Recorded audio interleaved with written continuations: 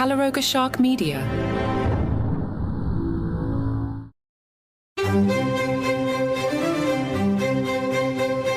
Hello and welcome to Palace Intrigue. I am your host, Mark Francis.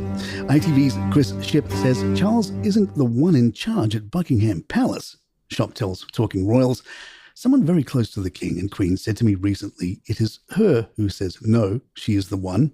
When the courtiers come in, he will insist, of course I can do that, I am a workaholic. She will say, no, he is not doing that, stop there. So this Australia trip is interesting for how they scheduled it around his having treatment. Royal biographer Robert Jobson adds, Queen Camilla had initially been against disclosing his condition, but the King overruled her as he felt it was a chance to take a lead and in doing so encourage men experiencing similar symptoms to seek timely medical attention. The royal family has come under fire for going woke after it was announced that Charles and Camilla will no longer use the term walkabout during their upcoming tour of Australia. Commentator Anna McGovern criticised the move, accusing the monarchy of prioritising political correctness. The decision was made to show sensitivity towards Indigenous Australian culture, where walkabout refers to a spiritual journey or rite of passage. Instead, the royal family will refer to their public engagements as an opportunity to meet the public. This shift has sparked backlash from some, with claims that the royals are bowing to woke culture.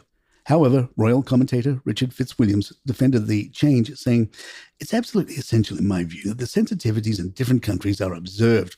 If you look, for example, the last time William and Catherine sadly went abroad, this was in March 2022 to the Caribbean. It wasn't successful because of the issues, and they were hypersensitive, particularly with demands for reparations. You look at the Commonwealth, the 56 countries now, I think that's an enormous, important institution, and we benefit in all sorts of ways as to the other countries or members of it. Now, if you don't take into account the times changing as they did during Queen Elizabeth's reign, you don't take account of various sensitivities, especially certain pressure groups. I'm not suggesting that we write off our history as being something that's dreadful. There are ups and downs and pluses and minuses, we all know that. But the point is to be sensitive to other cultures, and that's an absolutely perfect one.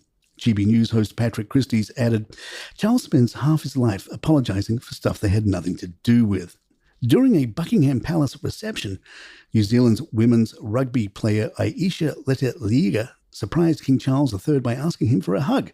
The King, in good spirits, responded, why not? Lete-Leiga's request quickly turned into a light-hearted moment as a group of players affectionately mobbed the King. After the impromptu hug, King Charles joked with the group, saying, it's like being flattened by a scrum.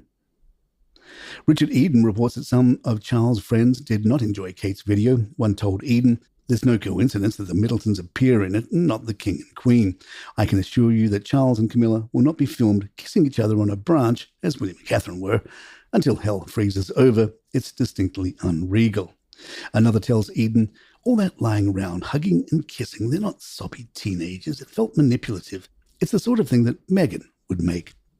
All the time, effort and expense put into making the video could have been much better spent elsewhere. Why not visit other women being treated for cancer? That's what Diana would have done. Eden writes, last December, the couple's team posted a similarly airbrushed review of the year. At the time, I voiced my concerns about the strategy, which is being masterminded by Lee Thompson, who was appointed as their PR chief in 2022. He is said to have been tasked with boosting the couple's profile on social media, where they have 16.8 million followers on Instagram. In his previous job at a top US TV network, CNBC, Thompson is said to have helped increase its YouTube audience by a staggering 600%. His appointment came after the couple faced criticism, unfair in my view, for what was described as a tone-deaf tour of the West Indies in March of 2022. Speaking on the Mail's hit royal talk show Palace Confidential last December, I remarked, Kensington Palace going down this route of the Hollywood-style video does make me quite uneasy.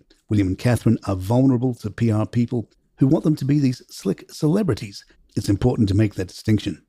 Even though I think the latest video is very sweet, I stand by those comments now. William and Catherine don't need to be Instagram royals, hungry for likes and engagement online.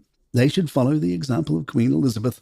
The late Queen was always keen to keep up to date with the latest technology, but at the same time maintain the dignity of the monarchy. I'm sure that she would have done as Catherine did with her statement in March following her cancer diagnosis and perhaps release a simple video updating the nation on her health, but no more than that. Palace Intrigue, we're right back. 11-year-old Prince George has taken his first flying lesson. An onlooker who sounds like a casual observer and totally not a royal plant told The Sun, "George is only 11 years old, but it's the right time to start. The royal family has a proud tradition of flying, and it looks like George is next in line." His parents watched George take flight from the safety of the ground, but he flew with an instructor and loved it. There were probably 30 or 40 people in the clubhouse. Catherine and William watched George take off, but they were relaxed about it. All three of them had been pretty chilled in the clubhouse. Prince Andrew is being accused of letting Royal Lodge rot. Royal commentator Lizzie Cundy tells GB News, "He is letting this place, it has 30-odd bedrooms, and he is letting it go to ruin. The conditions attached to the lease are that you have to paint it every 5 years and so on, and he hasn't done that. If you look from the outside, it's all chipped, paint from the bricks is falling off, and it costs £400,000 for the year for the upkeep. It's a lot of money. Andrew is out of favour and it cannot work. He really is in trouble, but he will not leave." And there you have it. If you'd like to email us, our address is thepalaceintrigue@gmail.com. Please follow us on Spotify, Apple, or the app of your choice. And hit those stars or send us a review if you're enjoying the show. I'm Mark Francis. My thanks to John McDermott. This is Palace Intrigue, and good times.